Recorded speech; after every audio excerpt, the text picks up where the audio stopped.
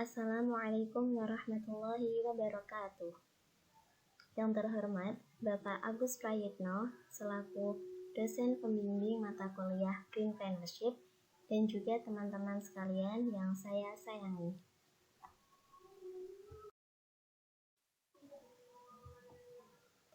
Perkenalkan, nama saya Ladun Hikmah Jemat Hapsari, NIM 1908076029 dari kelas Pendidikan Kimia 3B.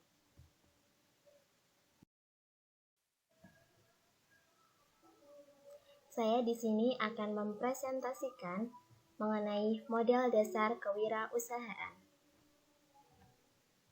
Di zaman globalisasi yang disebut dengan era revolusi industri 4.0 ini akan semakin maju dan canggih. Banyak pekerjaan yang digantikan dengan teknologi, sehingga peluang mencari kerja juga akan diperbarui ke arah teknologi. Namun, tidak semua sarjana yang lulus mampu menguasai hal tersebut. Dibutuhkan pengetahuan yang khusus, sehingga akan terjadi persaingan yang ketat antar mahasiswa. Maka, mahasiswa dituntut untuk multitalenta, selain memiliki pengetahuan, juga dapat memiliki keterampilan, baik itu soft skill ataupun hard skill, dan juga pengalaman.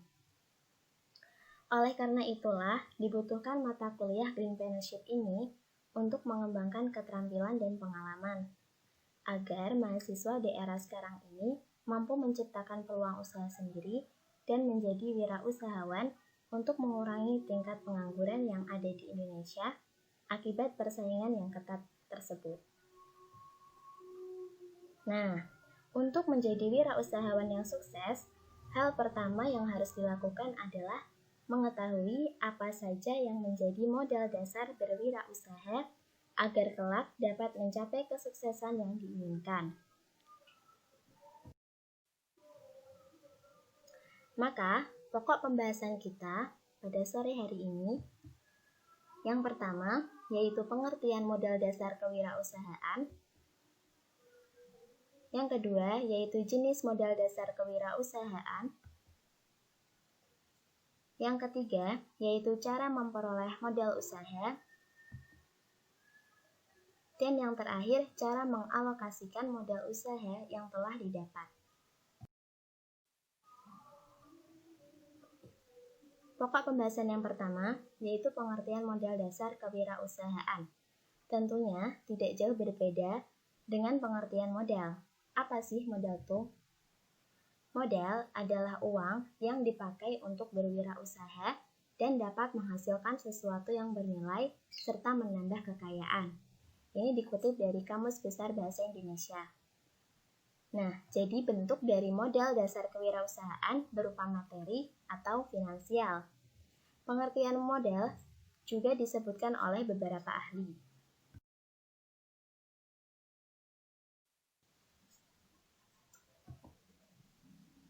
Yang pertama, yaitu menurut Alam S. Modal adalah segala sumber daya hasil produksi yang tahan lama dan dapat digunakan sebagai input produktif dalam proses produksi berikutnya. Jadi, maksudnya Alam S ini, hasil produksi itu kan ada sumbernya. Nah, sumber itu adalah modal yang digunakan untuk input produktif dan produksi produk yang selanjutnya. Yang kedua yaitu menurut Ivan Lestari. Modal adalah tiap-tiap hasil produk yang digunakan untuk menghasilkan produk selanjutnya. Maksudnya, ketika kita membuat produk, menghasilkan produk, nah, hasil dari produk tersebut itulah yang disebut modal menurut Ivan, karena untuk menghasilkan produk-produk selanjutnya. Yang ketiga yaitu menurut Sugiarto. Modal adalah seluruh pergerakan perusahaan yang digunakan untuk mendapatkan penghasilan.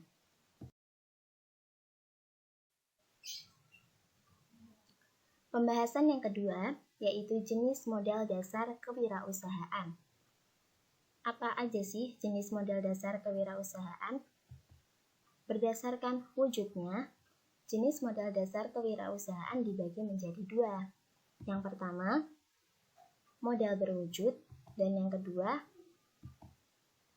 modal tak berwujud. Nah, modal tak berwujud ini dibagi menjadi 4. Yang pertama, modal intelektual, yang kedua, modal sosial dan moral, yang ketiga, modal mental, dan yang terakhir, modal motivasi. Mari kita bahas semuanya.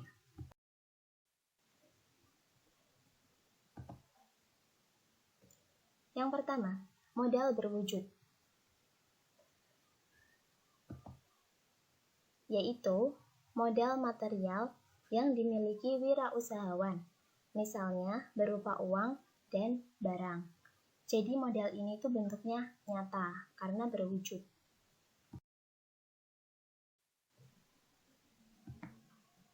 Yang kedua, yaitu modal tak berwujud.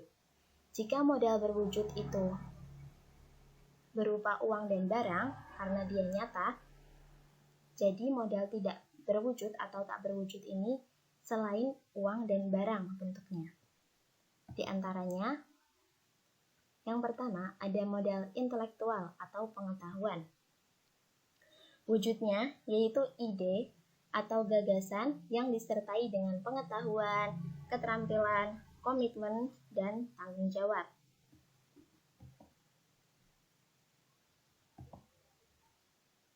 Yang kedua yaitu modal sosial dan moral. Wujud dari modal sosial dan moral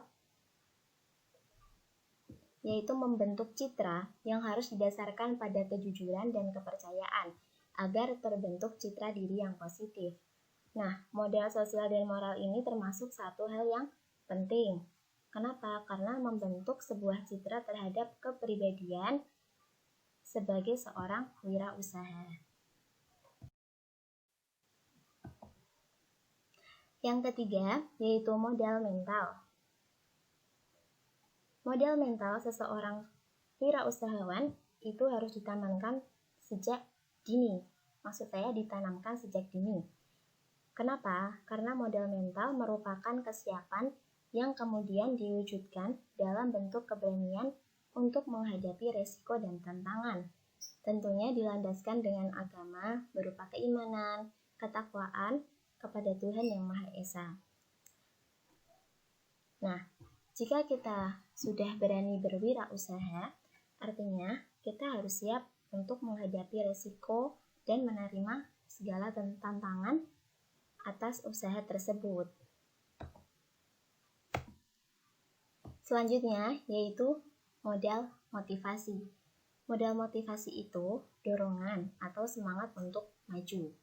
Nah, keberhasilan atau kegagalan dalam berwirausaha itu bergantung kepada tinggi rendahnya motivasi wirausahawan. Apabila usaha yang dilakukan kurang penuh, maksudnya kurang maksimal dan penuh dengan keraguan, maka usaha yang dihasilkan juga akan sama, kurang maksimal bahkan bisa mengakibatkan kegagalan. Jadi motivasi juga termasuk penting ya. Next. Masih jenis modal dasar kewirausahaan, jika tadi berdasarkan wujudnya, sekarang berdasarkan prinsipnya. Berdasarkan prinsipnya, yang pertama ada modal investasi awal, yang kedua ada modal kerja, dan yang ketiga ada modal operasional. Mari kita bahas semuanya.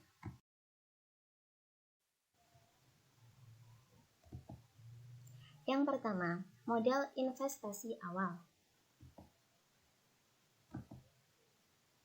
yaitu jenis modal yang harus dikeluarkan pada awal memulai usaha dan biasanya dipakai untuk jangka waktu yang panjang.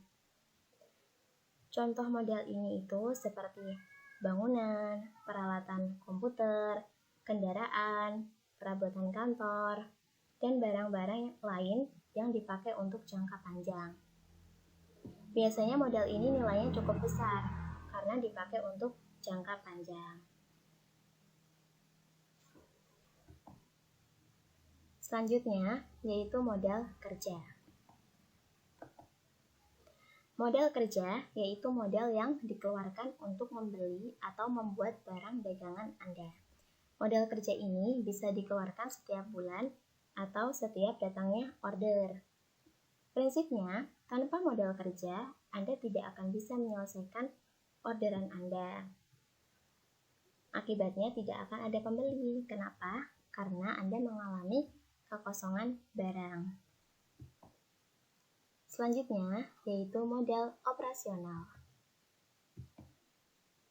Modal operasional adalah modal yang harus dikeluarkan untuk membayar biaya operasi bulanan dari bisnis Anda, misalnya untuk bayar gaji pegawai, pulsa atau kuota bulanan, PLN, air, dan lain-lain.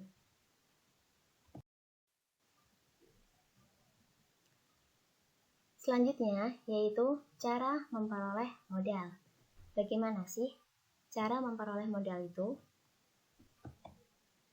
Cara yang pertama, kalian bisa pinjam dari bank dengan jaminan. Nah, seseorang yang membutuhkan modal usaha biasanya akan datang ke bank untuk meminjam uang tentunya. Karena apa? Karena ada program di bank yang dinamakan kredit multiguna atau KMG, di mana ketika kamu memberikan sejumlah jaminan, misalnya kayak properti atau kendaraan motor, nah, maka kamu akan ditawarkan bunga di antara 9-12% dengan tenggang waktu 5-20 tahun, tergantung berapa banyak jumlah pinjaman yang kamu ambil. Jika semisal kamu tidak ingin dengan jaminan, maka bisa menggunakan cara yang kedua. Cara yang kedua yaitu pinjam dari bank tapi tanpa jaminan. Di dalam bank juga terdapat fasilitas KTA atau kredit tanpa agunan. Agunan itu jaminan. Pinjaman ini adalah pinjaman favorit dari pencari modal. Kenapa? Karena kita bisa dapat pinjaman tanpa pakai jaminan. Yang namanya plus pasti ada minusnya dong. Nah, minusnya yaitu bunganya lebih besar daripada yang dengan jaminan tadi. Bunga yang diberikan oleh bank yang tanpa jaminan kisaran 10-23%. Dan untuk waktu cicilannya itu lebih singkat. Jika semisal Anda tidak ingin berurusan dengan bank, maka gunakan cara yang ketiga. Cara yang ketiga yaitu memakai tabungan Anda sendiri. Cara ini jauh lebih aman karena tidak berisiko. Selanjutnya, yaitu dengan cara menjual aset. Jika Anda punya aset seperti properti, kendaraan motor, atau emas, atau investasi lain yang menguntungkan, maka Anda dapat menjualnya untuk dijadikan modal usaha.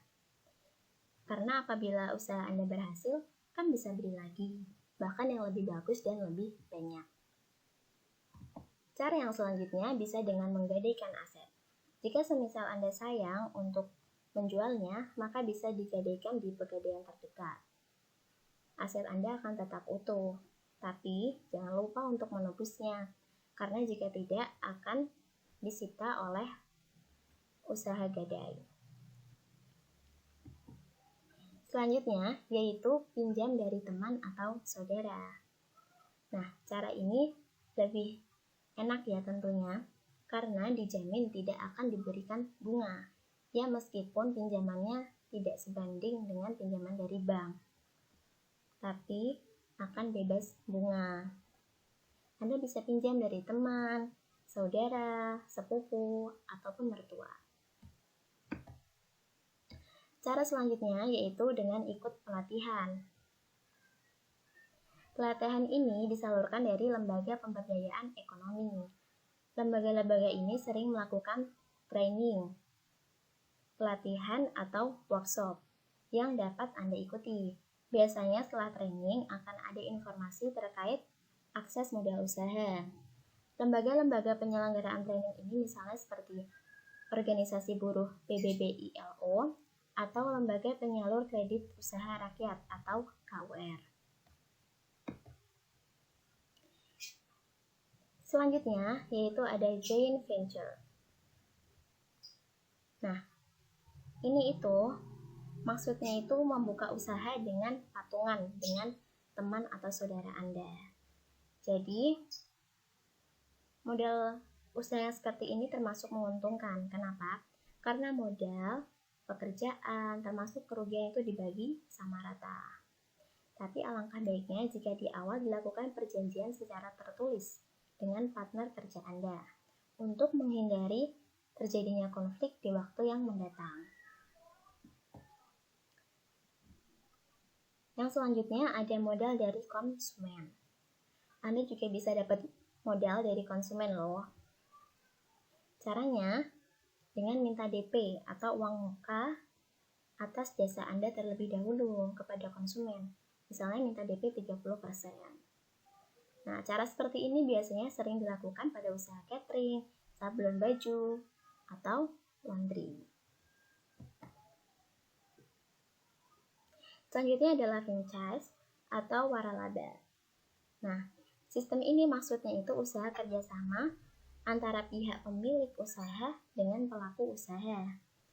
Pembagian keuntungannya itu berdasarkan perjanjian yang telah disepakati oleh pemilik usaha. Dan si pemilik usaha ini berjanji untuk menyediakan semua fasilitas dan modal yang kemudian akan dijalankan oleh pelaku usaha. Contohnya,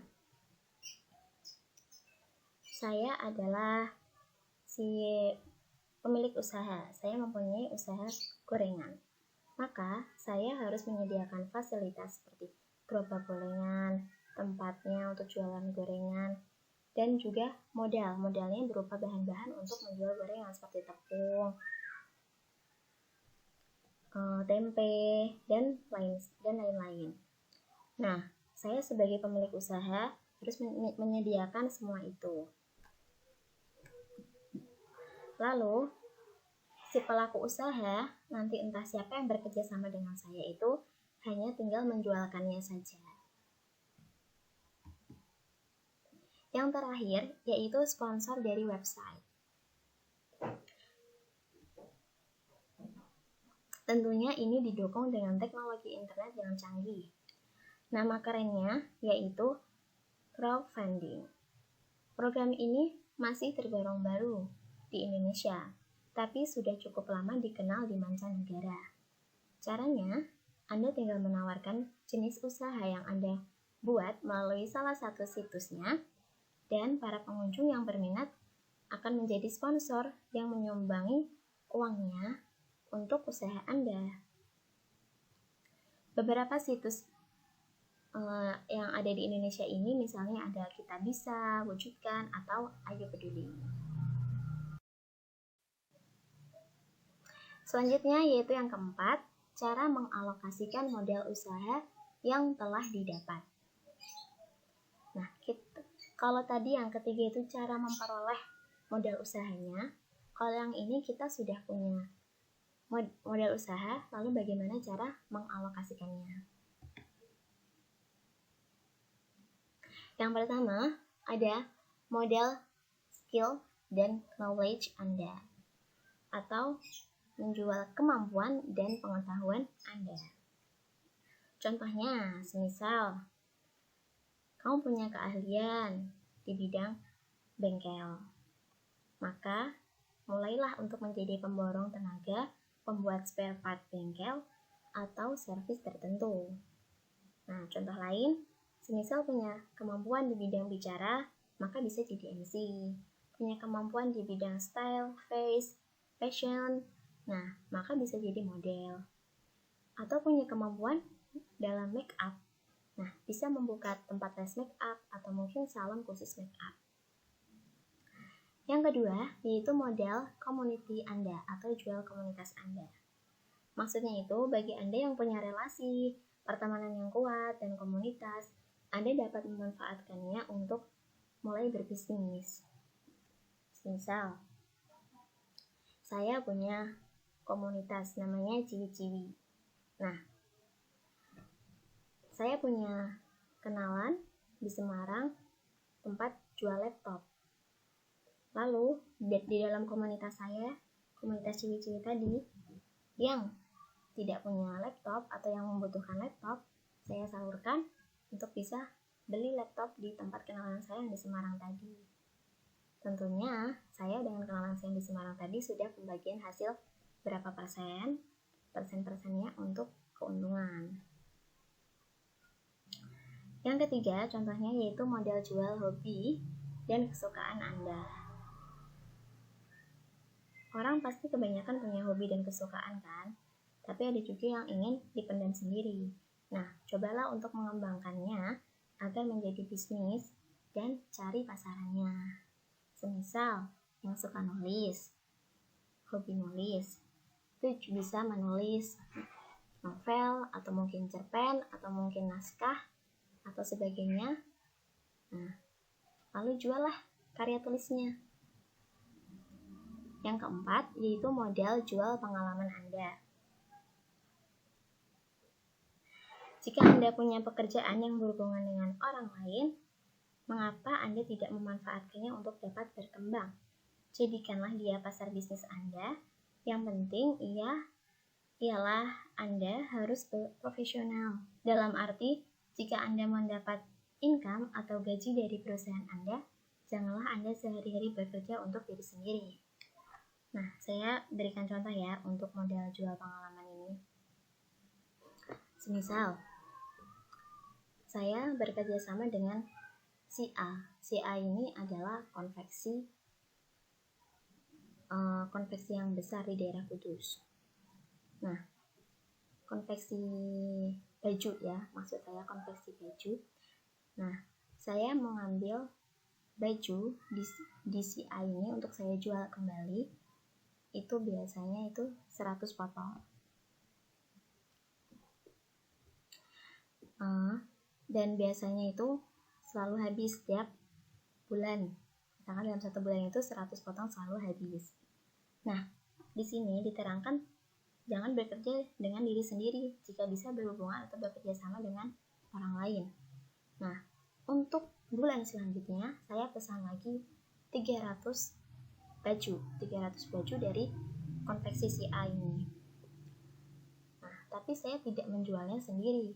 Saya memanggil si B teman saya, si C dan si D, misal seperti itu. Saya bagikan ke mereka 100. Jadi saya tidak bekerja sendiri. Saya dapat gaji dari si A dan saya juga tidak bekerja sendiri karena saya membagikan pengalaman saya kepada si B, si C dan si D. Seperti itu. Untuk tujuannya untuk mempermudah, yang jelas tidak menurunkan standar kualitas yang ada. Yang kelima yaitu modal jual nama Anda. Banyak pembisnis dimulai dari nama mereka dulu yang terkenal, baru mereka mulai berbisnis. Seperti itu. Semisal ini contohnya ya. Contoh, saya minta tolong ke Pak Bupati Kudus gitu semisal, bahwa saya meminjam namanya untuk usaha saya. Nah, nanti usaha saya misalkan namanya pecel lele, nama Bupati Kudus kan Pak Tanzil, pecel lele Pak Tanzil Bupati Kudus. Nah, itu dijamin pasti orang akan minat kan, yang misalkan orang Kudus gitu, wah pecel lelenya Pak Tanzil gitu.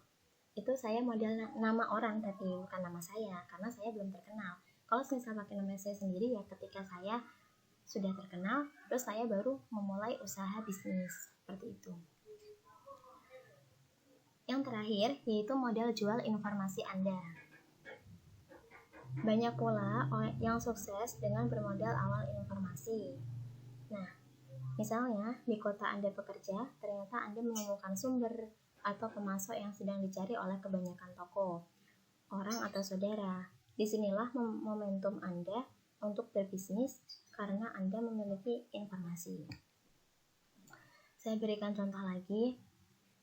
Misal saya menjadi Bupati Kudus, misalnya. Nah, saya punya informasi, saya tahu bahwa di Kudus ini kekurangan tembakau. Jadi saya memanfaatkan itu untuk berwirausaha.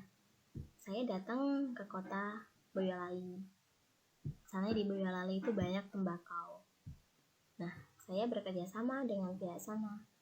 Bagaimana kalau misal menjual tembakaunya ke daerah Kudus saja? Saya ngasih tahu informasi kalau di Kudus itu kekurangan tembakau. Seperti itu. Nah, tentunya juga bagi hasil.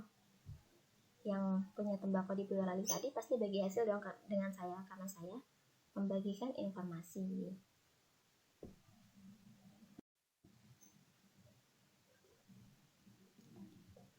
Yang terakhir, kesimpulan. Jadi, kesimpulan yang dapat kita ambil dari materi pada hari ini, yaitu modal adalah uang yang dipakai untuk berwirausaha dan dapat menghasilkan sesuatu yang bernilai serta menambah kekayaan. Sedangkan bentuk modal itu berupa materi atau finansial. Jenis modal dasar kewirausahaan berdasarkan wujudnya, juga berdasarkan tak berwujud. Maksud saya berdasarkan wujudnya yaitu ada modal berwujud dan modal tak berwujud. Modal tak berwujud yaitu modal intelektual, modal sosial, moral, modal mental, dan modal motivasi. Sedangkan berdasarkan prinsipnya, ada modal investasi awal, modal kerja, dan modal operasional. Cara memperoleh modal usaha bisa dengan pinjam dari bank dengan jaminan ataupun tanpa jaminan, bisa dengan memakai tabungan sendiri, menjual aset, menggadaikan aset, pinjam dari teman atau saudara, ikut pelatihan, joint venture, modal dari konsumen, franchise, sponsor dari website. Yang terakhir ada cara mengalokasikan modal usaha yang telah didapat. Bisa dengan menjual skill atau pengetahuan, bisa dengan menjual melalui komunitas, bisa dengan modal jual hobi dan kesukaan, bisa dengan modal jual pengalaman, modal jual nama dan informasi. Untuk daftar pustaka, saya menggunakan buku-buku tersebut. Silakan bisa dibaca sendiri.